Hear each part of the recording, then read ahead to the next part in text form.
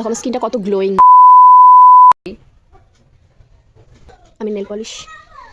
আচ্ছা, প্রথমে আমি ইউজ করবো আমার টোনার, এটা অনেক দামি। সবাই আমাকে উইশ করো হ্যাপি বার্থডে।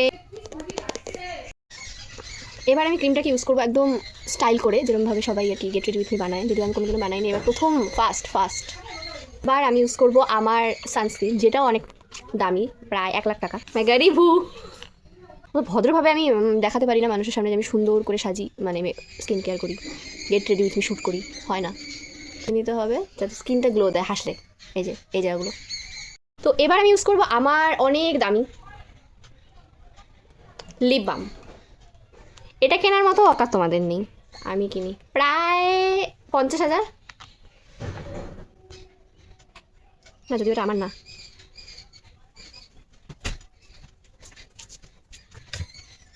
এবার আমি ইউজ করবো আমার লিপস্টিক।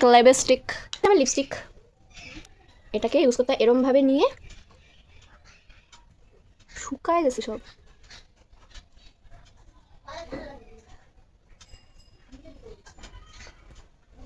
বার্থডে না আজকে আমার, তাই সবার খালি মেসেজ ঢুকছে ওপর থেকে, happy birthday happy birthday happy birthday. এটা ইউজ করবো, সুন্দর একটা গ্লজি একটা লুক আসবে।